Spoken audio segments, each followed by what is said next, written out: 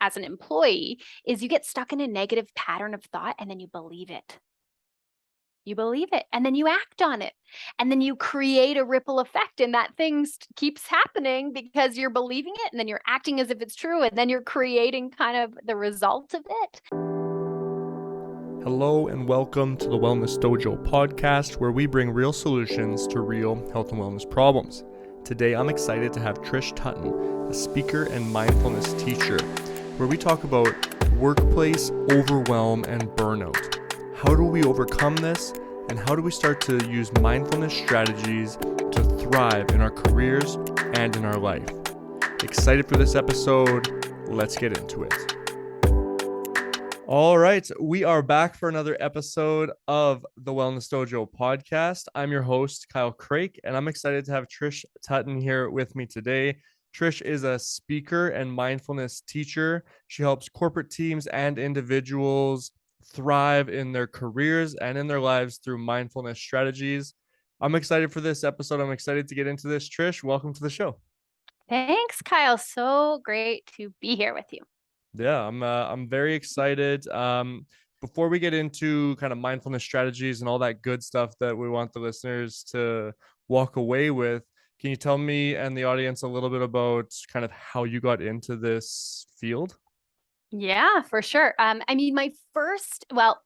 So my mom would say that my first introduction to anything mindfulness related apparently was like on our living room floor. My mom said that when I was little, she would do yoga, like videos, like VHS videos. That's how old I am. No, probably beta videos, actually, if anybody even knows what that is anymore. But then from my memory, I remember being in university and really just starting to feel like the demands and stress of life, right? Living away from home and having to, just being responsible for my own, you don't have teachers kind of getting after you for your homework. You got to sit and you got to write a big essay, and then you've got exams, and then you've got, friends stuff and relationships to just, real life starts to take hold. And I remember feeling stress, right? Feeling little bits of like overwhelm of how am I going to manage this? And I remember hearing that yoga was not only good for my body, which obviously I was doing a lot of sitting in lectures and writing essays and exams. I thought, okay, I could probably, move my body. That might be good for me. But I remember also hearing that yoga had this other element of like, I think what I knew it then as was just like stress reduction. Like it's just going to make you feel less stressed. So I remember starting to take some yoga classes in university, and it was very sporadic. And then when I graduated, I decided there was something to this. Like, I don't know, for your listeners or for yourself, Kyle, like, have you ever experienced something, some sort of activity, something that it's just like you need to know more about it? Like it's just like calling your name and you're just super drawn in. So that's how I felt with yoga. And so when I graduated from university, I decided to go into a yoga teacher training program with zero intention to teach, and all the intention just to learn more and for me to understand, like, what was this kind of weird and wonderful practice that was helping me to feel better. And obviously it was exercise, but it wasn't just exercise. Like the teachers were always, giving little pieces of wisdom and teachings. And so I did a teacher training program. In the process of all of that, I ended up moving from Ontario out here to Banff, Alberta. That was over 10 years ago now. I worked in the not-for-profit world, and I started to see actually the impact of stress in workplaces. I saw a lot of people, their lives seemed very dictated by stress. They were overwhelmed a lot. They were burnt out a lot. There was this kind of culture of busyness in several of the organizations. It seemed like a pattern in a couple of the places I worked. People seemed to be unhappy. They were really negative. And I was kind of honestly getting sucked into that as well. Like I was seeing the ways in which stress was starting to dictate my life. And just about 10 years ago now, it's kind of in the midst of this. I went through a really difficult time in my life when we lost my mom really suddenly to breast cancer. And that was like a really pivotal moment in my life where I realized that maybe we don't know how long our life will be. Like maybe we can't guarantee that we'll be here tomorrow, next week. We can't control the quantity of our life necessarily, but I actually probably had, I probably could do things that were going to be better for my quality of life. And then I looked at these teachings of yoga and mindfulness and meditation, and I really realized like that's the key.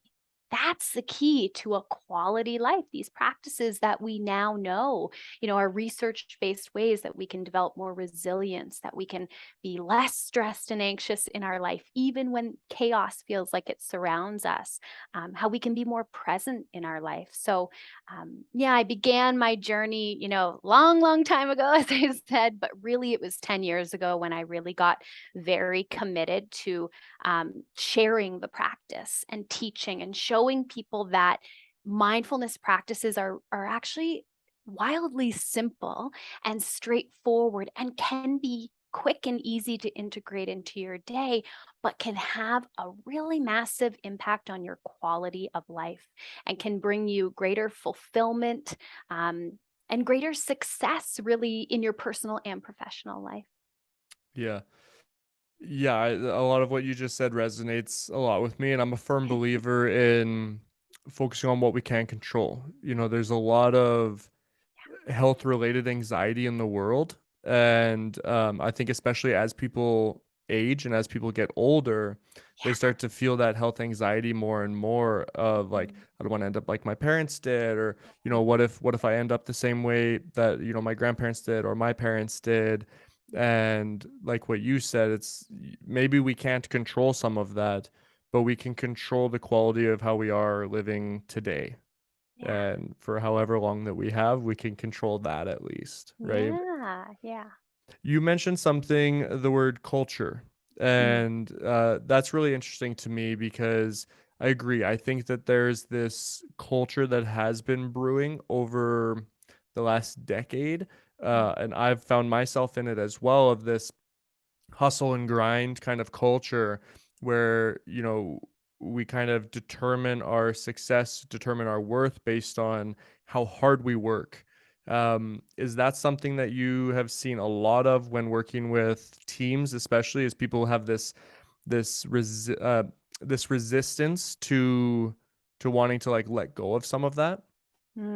Yeah, it is something I see a lot. And I think it is indicative of dominant culture, just meaning like the Western world, Mm, right? North America, even just taking our culture. It's, I mean, essentially you distill it down, it's capitalist culture, really, which we're all embroiled in. Hey, I'm in it. I have my own business. yeah. Profit off of teaching these things. I saw someone on social media just today talking about, she was speaking with her husband and had this like, aha moment of like, oh my gosh, why am I always looking for people's approval? Oh, because I don't think I'm worthy, just me, just being here. It's about what I produce and what I do and how productive I am and how busy. It's like, that is capitalistic culture. That's what it is. But, we can, if we're not intentional, which there's a couple of definitions of mindfulness. And one of the definitions of being mindful is like, if you were to say, let's be mindful of our client's budget, right? It's like, let's be thoughtful. Let's consider this. Let's be aware of this. So I think, part of it is, if we're not aware, if we're not mindful, that underscoring our culture is this belief that stress, busyness, productivity, hustling leads to success. If we don't question that, if we just go on autopilot, yep, this is just the way things go in our culture, we can really, that is honestly a recipe for burnout, because you can never be productive enough. Mm-hmm. You can never produce enough. There's always more, always more. So I think, yeah, if we're not being thoughtful about some of these beliefs, and I do see it all the time. I remember working at an organization. It was actually a not-for-profit. So of course, there's still a bottom line that's being reached there, but it's not in the same sense of like, a corporation. But I remember, it was at the beginning of my really practice with mindfulness for a few years in. And I remember being told by one of my coworkers that kind of our VP had, interacted with me a little bit. We didn't interact every day, but he had said to her, I just don't think Trish is that busy because she's always so calm. And it's like, there is that belief, right? It's like he wanted his staff to be overwhelmed, overworked, burnt out, busy, because that, in his mind and in many of our minds, is how we get to success, right? But in fact, now science is the data is there to tell us that that is actually the opposite of true. You actually, if you want to be successful in life, in business, in any arena of your life, you're best actually to manage your stress. You're going to have more energy. You're going to be more, your intelligence rises, your energy rises, your creativity rises when you're in a more kind of positive, relaxed state versus a frantic, panic, stress state. Yeah, that's super interesting because when you describe it in that way, success kind of almost sounds like a disease, and there's these different symptoms and markers that we're recognizing from it. So Yes. how can you ever Whew. possibly see success in a positive way too, right? That Yeah. automatically creates a roadblock for somebody who's trying to be successful or have a successful company, because now it's like success is not this thing of like, hey, we're going to reach this place of freedom and um all those positive things.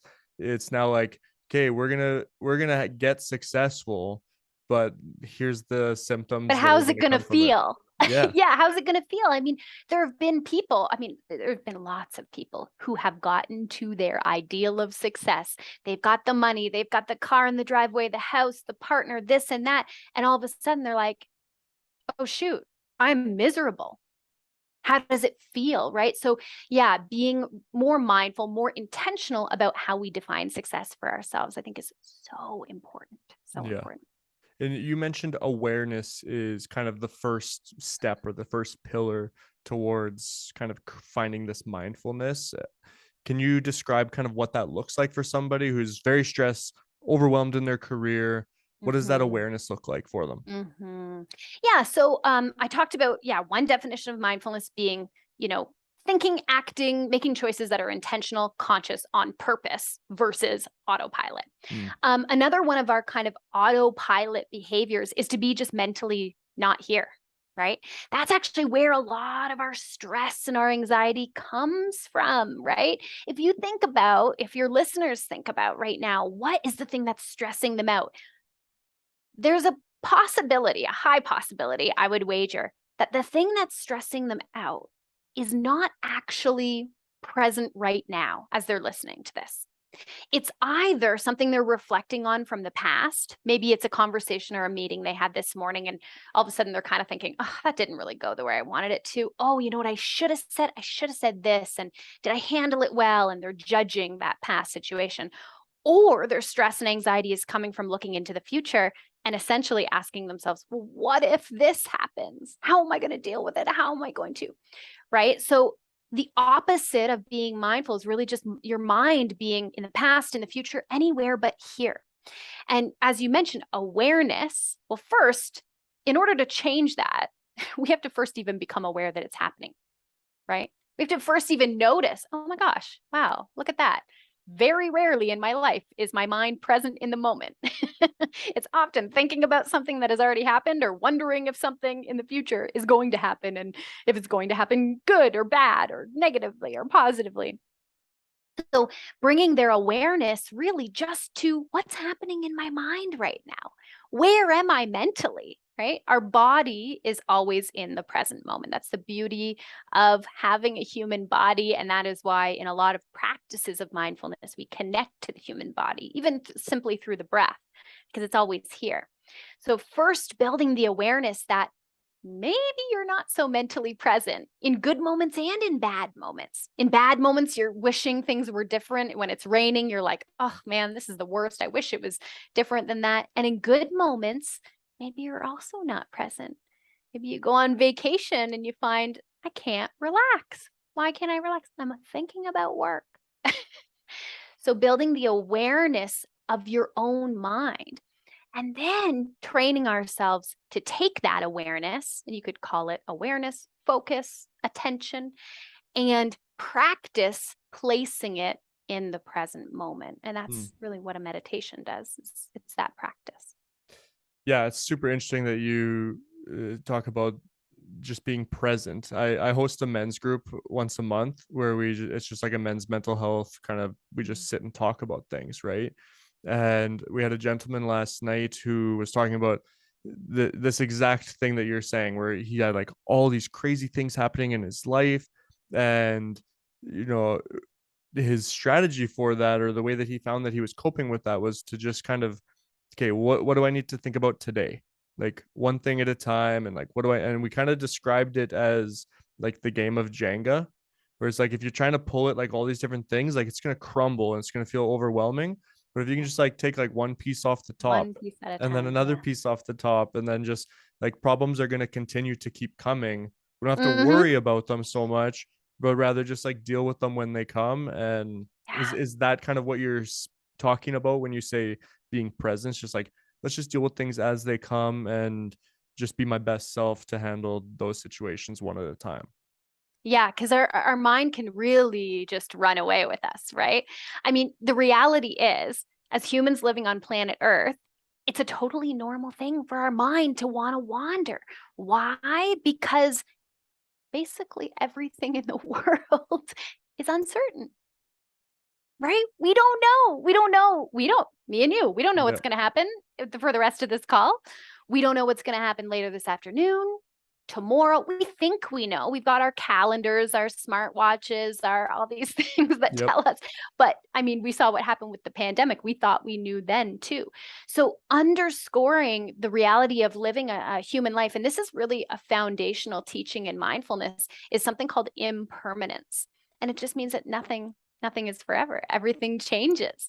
And so the way that humans try to cope with that is stress and anxiety, is thinking mostly about the future. How are things going to turn out, right? It's totally normal. It's totally human. And we can train our mind to not do it as often so that we're not as miserable. And just like you were sharing with the gentleman last night, to kind of focus on what's here right now, not on what if, but on what is. Yeah.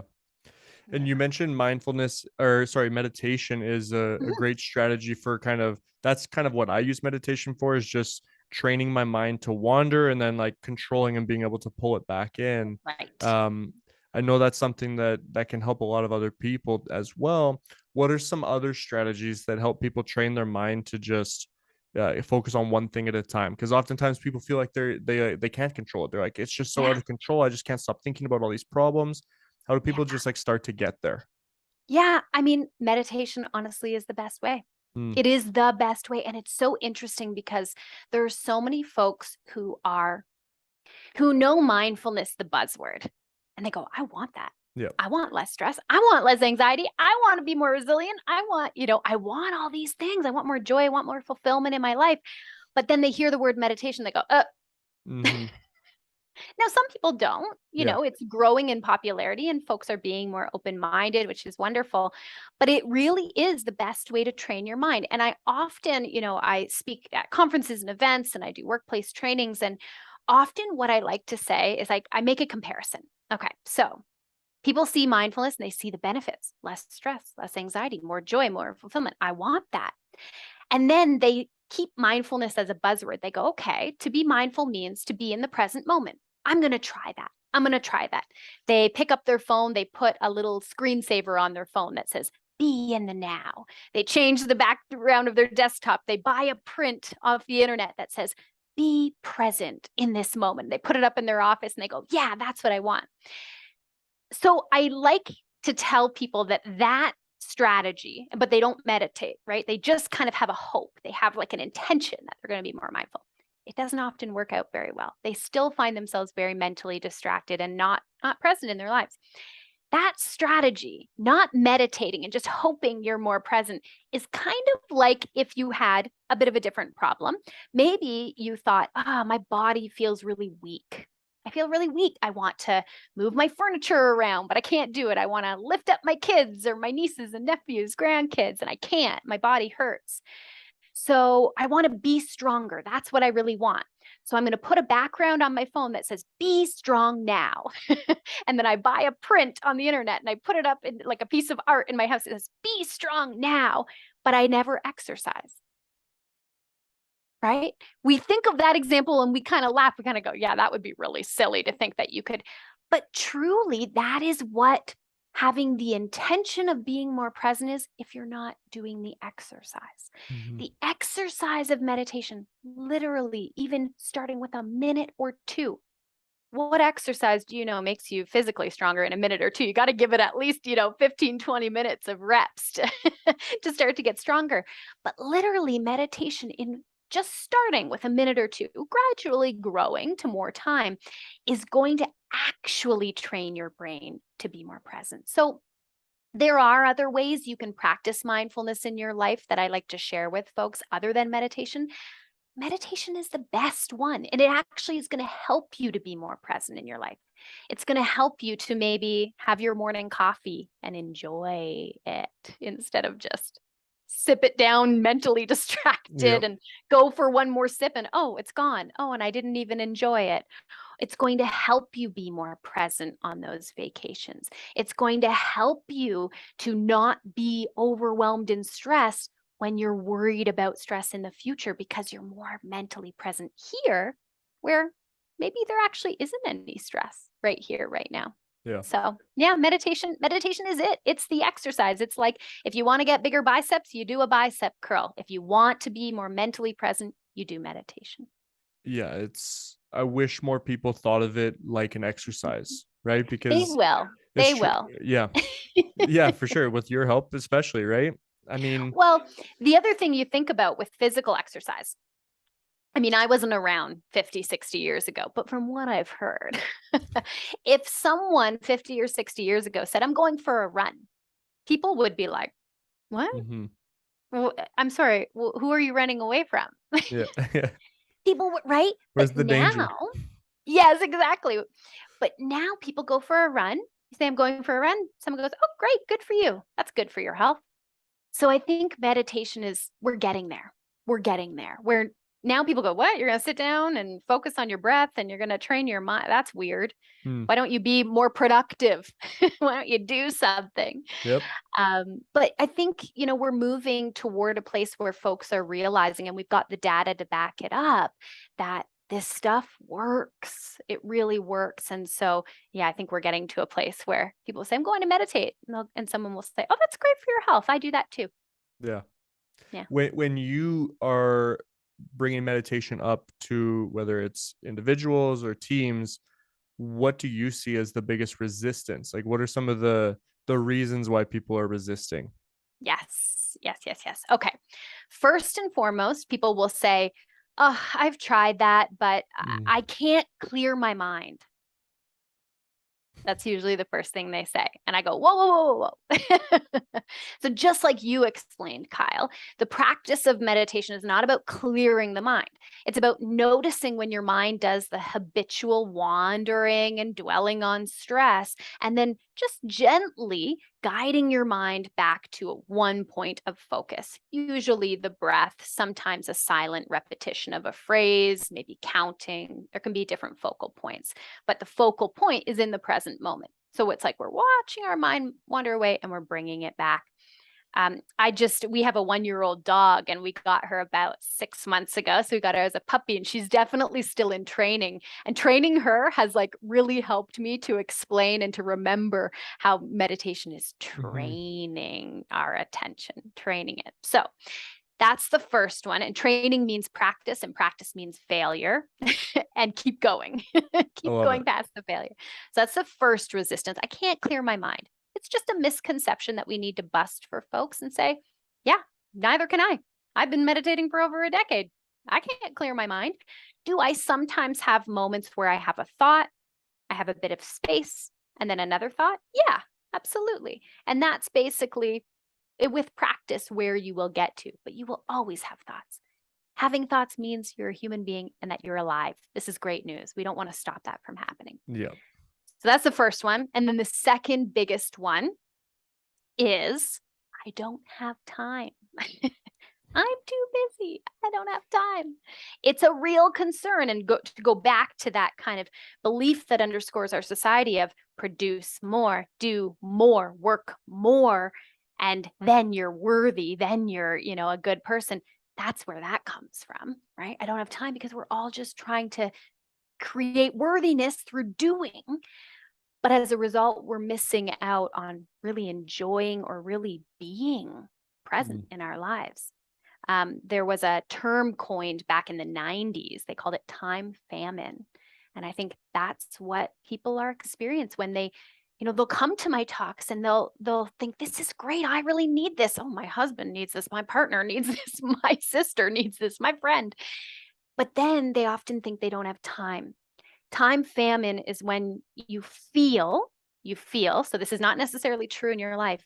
Time famine is when you feel like you have too much to do and not enough time to do it in. And it's actually not about your workload and the time you have. It's a mindset. It's a mindset of feeling like we need to sprint through our life. And when we feel time famine, we also get kind of hunger pangs of time famine, where we feel anxious, we feel worried, we have sleepless nights, we feel less satisfied with our life, we feel more stressed out. And I think one of the keys is helping people understand, keys to getting them past that objection of I don't have time, is to help them understand that that's a mindset. It's a mindset. And actually, the key to getting past the mindset of I'm too busy, I don't have time, isn't speeding up. The faster you go, the more time famine you feel.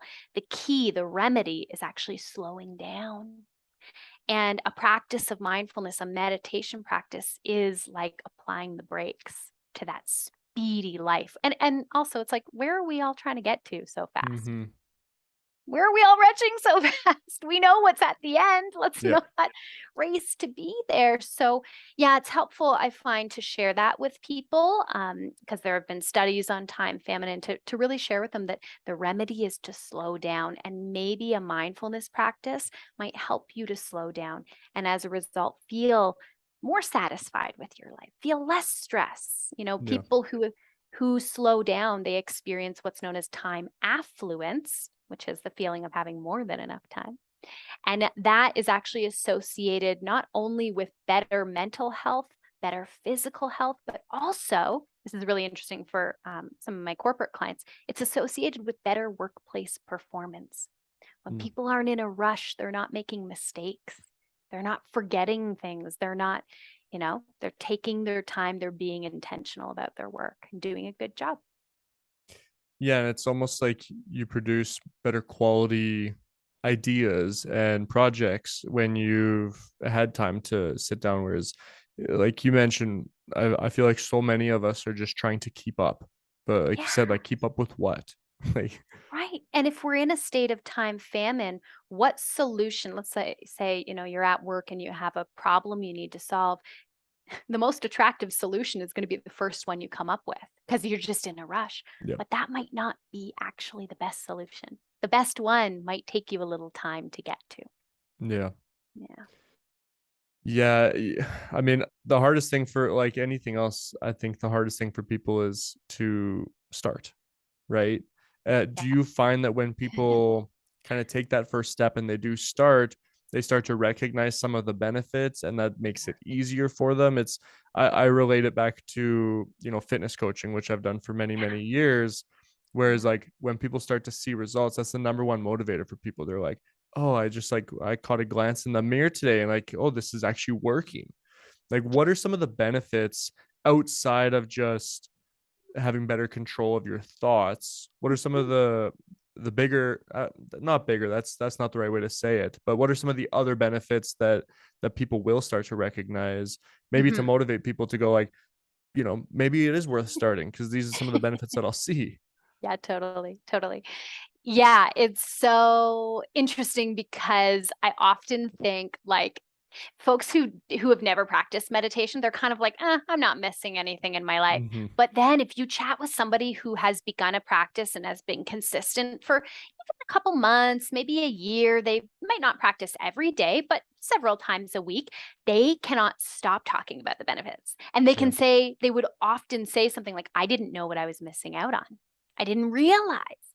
Okay, so benefits. I mean, I'll speak to my own personal life things that I notice. So One thing specifically is I find that I'm much more aware of holding tension in my body, tension that ultimately used to lead me to a lot of physical pain. So I can notice that tension taking hold, and I can actually be proactive about acting on it. Mm. I notice my immune system is much stronger. I have been working from home mostly during the pandemic, but and this is not like a badge of honor to say anyone who gets sick, there's something wrong with you. We're humans, we get sick, but I literally haven't been sick in 3 years, which I find incredible. Mm-hmm. I feel less stressed more often. I enjoy good moments of my life much more than I ever used to, because I used to be thinking about stress even when it wasn't happening in the moment. And I navigate stress much easier. Small challenges that come up at me in my life don't feel as big as they used to. It's kind of like mountain out of a molehill type thing. I used to encounter small little moments of stress, and it would throw me for such a loop, and I felt overwhelmed and just like I couldn't manage through it. I would think, how am I ever going to get through this? And now I kind of feel like when something stressful comes my way, I've got this kind of baseline of calm to approach it with. I've worked for years now, actually, with a company here in Banff, and I do weekly mindfulness workshops for their staff. And just to kind of tag on that, I remember one woman came to my sessions week after week. She was super committed. And after one of the sessions, I remember us chatting, and she said, Trish, it's really interesting because every week I come to these sessions. And she said, when I leave, when I walk out the door, none of the problems in my life are fixed, but I feel so much more calm, and I feel so much more capable of handling and navigating those problems. I notice reactivity goes way down in the moment when I'm feeling angry and frustrated. This morning, I teach an early morning yoga class on Thursdays, and I went to Tim Hortons after. This is my ritual. And I got my steeped tea. I'm not a coffee gal, I'm a tea gal. Got my steeped tea. I was the only one in line. Ordered it, paid, moved on. The woman's taking other orders. Finally, they're coming in. I'm waiting. It's been like 3 minutes, 5 minutes. I'm thinking, I just got a steeped tea. Like, it's already made. Like, what's taking so long? I'm watching. I can see nobody's. Couple more people come in and order, and then they're waiting with me. Well, then the woman after me gets her drink. Kind of like, okay. And the woman who I gave my order to can literally see me standing there. I just ordered with her less than 10 minutes ago, thinking it can't possibly take this long. And I can feel myself getting really frustrated, actually, because I'm feeling annoyed. I want to get home to my dog. She needs her walk. I'm feeling like I'm being ignored a little bit. That's one of the stories that was going on in my head. I was telling myself, again, I'm aware of my thoughts. So I see this thought, see in quotes, I see this thought in my head that says, they're ignoring you on purpose, right? Is that true? I don't know that to be true. I'm making that story up in my head. Well, I don't know if it's true or not. So I notice that thought, and I can feel myself getting frustrated as I really attach to that thought. My meditation practice allows me to not attach to that thought. It allows me to see that thought and go, okay, Trish, you don't necessarily know that to be true. My meditation practice allows me to see that thought that says, you should say something and you should be really rude and be like, why am I being ignored? And react. And I see that thought. I notice that thought now. And then I think to myself, probably not going to be the nicest way for me to respond. Yeah. That's not going to leave a nice ripple effect for these people. You don't know what's happening with these people. Maybe they haven't forgot you. Maybe they're still making your tea. And so then instead of doing that, the next person comes over, and I just asked really nicely, oh, I'm just waiting for my steep tea. Oh, sorry. Yep, we'll get it right away for you.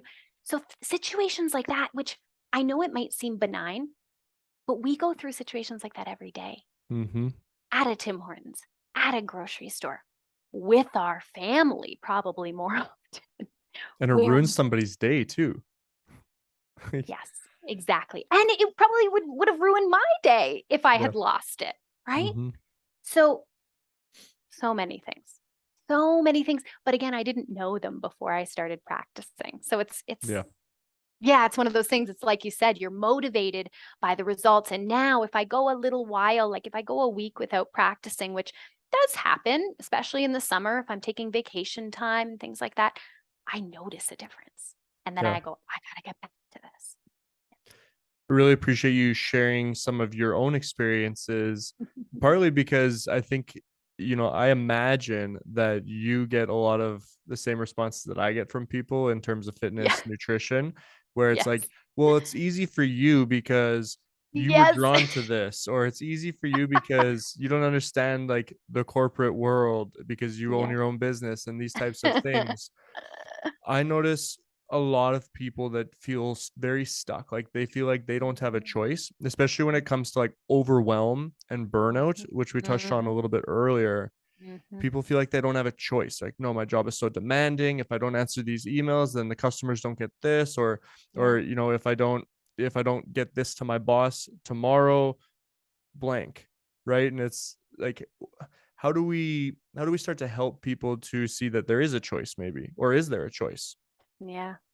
Yeah, for sure. I do think that there is a choice.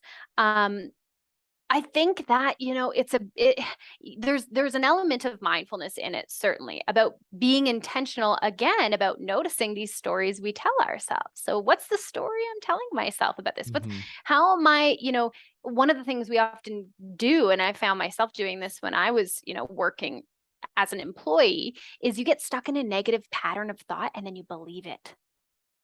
You believe it, and then you act on it, and then you create a ripple effect, and that thing keeps happening because you're believing it, and then you're acting as if it's true, and then you're creating kind of the result of it. So I think mindfulness can help us, in several different ways. We can be really intentional about the stories we're telling ourselves. We can notice when they might not be true. We can fact check them. We can go and speak to our boss and say, hey, this isn't working for me. But the power of practicing mindfulness in that is that you don't react and say to your boss, I can't do it. You don't lose it and have a crazy, you approach that conversation from a calm space. Hi, I have these many priorities. I need you to kind of direct me. I don't have enough time for all of these right now. Here's how my day is scheduled. I need you to direct me on what are my top priorities and which ones might we be able to delegate out because I'm finding that I'm experiencing all these may be symptoms of stress or I'm working this, but it can help us approach those conversations from a more kind of level-headed, calm place instead of how we might normally just totally blow up and react. I mean, the other piece we talked about is this belief of productivity leads to success, leads to our worth. Maybe folks need to kind of sit down and have a bit of a clarifying moment with themselves. And maybe the job role that they're in isn't the right one. Maybe you have that calm conversation with your boss and you don't feel supported and they ignore your need to support your own well-being. And then maybe there are some tough choices to be had there. And maybe your overwhelm is just due to not being able to mentally relax.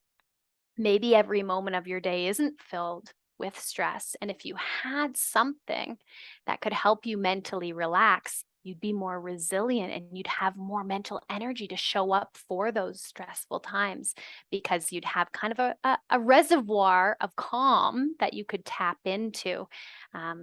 Yeah, so that you can manage those tough times because the truth is stress is unavoidable. Mm-hmm. We're not removing stress from our life. You could quit your job. You could never work a day in your life again. You could be independently wealthy. You will still have stress. So it's not necessarily about fixing every single problem. I often, I like this kind of analogy that the problems that we encounter in life, the stresses are kind of like, remember that fair game whack-a-mole? Yep. They keep popping up. Yep. So you could literally spend all day whacking down one of those moles, right? For your listeners, whatever your current stress is, family related, professionally related, whatever, whacked it. You could finally get that mole to stay down. And guess what? Another one's going to pop up. I think we mistake ourselves and we think that the key to being happy and fulfilled is getting rid of all of our problems. Yeah. And that just will never happen. There are beautiful things about being a human on planet Earth. We get to experience amazing, beautiful things. And we're always going to have problems we need to deal with. And those So problems can be beautiful too, right? they can sometimes they can turn out to bring you on a good path. Absolutely. But that requires the resilience to keep Yeah. going. And they do find, actually, there is data to say that folks that practice meditation are more resilient. They get less overwhelmed, less burnt out from their stresses and problems that they navigate than the average person.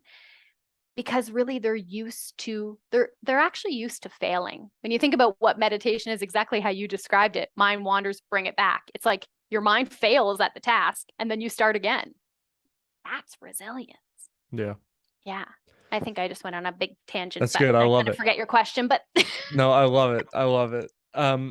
I know that you have some free resources as well for like helping people get started with meditation. But I also know that you have and you can correct me if I'm wrong, but I believe you have a mindful journal that's available for purchase as well. There those it of is. your people who are watching Beautiful. the video feed, it's right there. Excellent. So yeah, so folks can hit up my website, www.trishtutton.com, and there is a free download there. It's called 1 Minute of Calm at Work. So the idea is it gives you strategies to feel more calm when you're at work. If you don't work, you can still implement them in your life too. But I Awesome. designed it really for in the workplace. I find people feel overwhelmed and frantic and stressed and anxious. And so these 1 minute techniques will get you to a place where you can start to feel more calm in that time. And then, my journal, I launched that, when was that? Fall 2020. It's called the Mindful Mornings Journal, and it's really a collection of the daily practices that I do. It's called Mornings because I practice in the morning. If you don't want to practice in the morning, it's applicable anytime of day. But it essentially gives you 4 different, I should know this, I do it every day. 4 mindfulness practices to do every day. It starts with a meditation, which literally can be as little as 30 seconds. You could take 20 minutes to do it. It's up to you. It gives you access to some recordings of me guiding you through a meditation, or it teaches you how to do a silent meditation. The second piece is a gratitude practice. So it asks you to write out 5 things you're grateful for. Again, just another intentional way to show up in your day, and a proven way to turn even a pessimist into an optimist. It has a goal setting practice, which, a lot of folks will say to me, okay, so I'm training myself to be in the present moment. So does that mean I never plan for the future? And my answer is no, because mindfulness is about being intentional, living intentionally. And part of that is consciously taking time to look to your future and ask yourself, what do I want for myself? Where am I going? Where do I want to be in 5 years? So there's a goal setting practice. It takes you through how to do that. And then a daily intention setting piece, which essentially how I put it is, it's literally sitting here next to me because I have to deliver one later today. The final question is, no matter what today holds, I want to show up with these qualities or this attitude.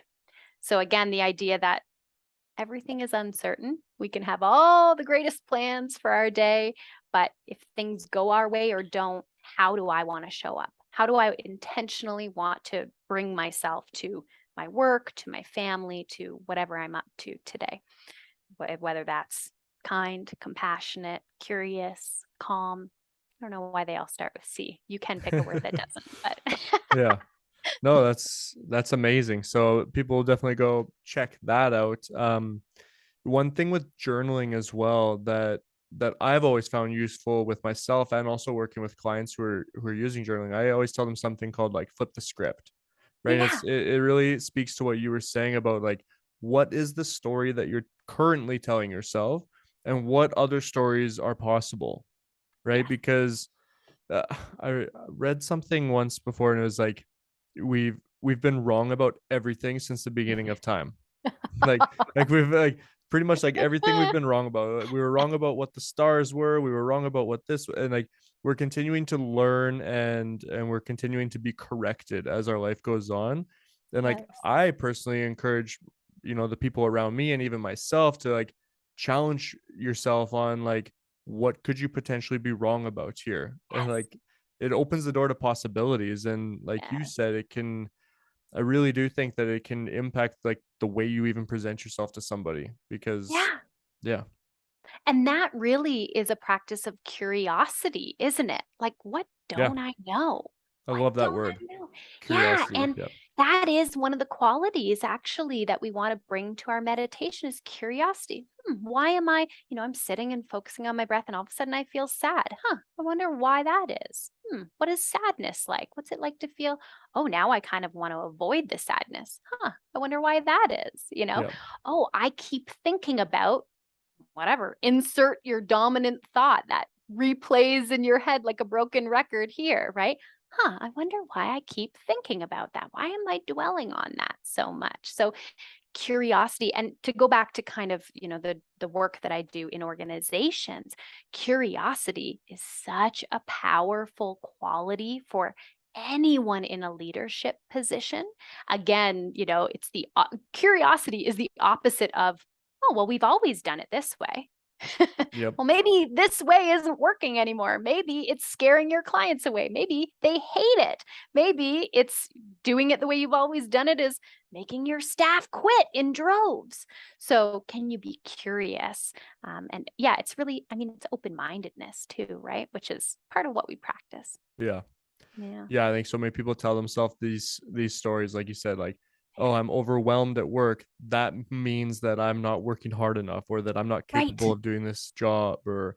or if I have this conversation with my boss about the work-life balance that I'm having, they're going to think X, or Right. they're going to They're going to fire fire me, me. right? Yeah. It's like Yeah. almost like 99% of the time, Yeah. the Judgments, stories that we're assumptions. telling, they don't come true. Exactly. Yeah. I think it's a Mark Twain quote, and I might butcher it, but he says something about, I've had a lot of worries in my life, and most of them never happened. Yeah. So that's really what we're practicing too in meditation is like not just buying into all those worries. It's like, whoa, whoa, whoa, wait a second, put the brakes on. There's no stress right in this moment, but I'm fabricating it by worrying about all these potential scenarios, most of which probably won't happen.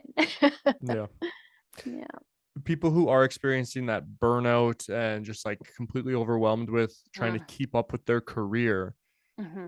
is meditation the first step that you would suggest for somebody, or is it just like that level of like awareness of like, okay, let's recognize like where this overwhelm is coming from, Mm-hmm. let's just start to be a little bit more in tune with myself?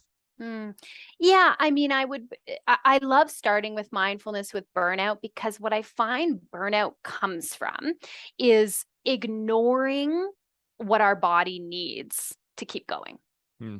It's kind of like if you were to get in your car every day, you never looked at the fuel gauge, you never looked at the oil level, you never put your windshield wipers on, you never vacuumed it out, you never took it into the shop when the engine was making noise. That's what people are doing with their bodies. So I do find mindfulness a great step because it encourages folks to pay attention in the present moment to what they're experiencing.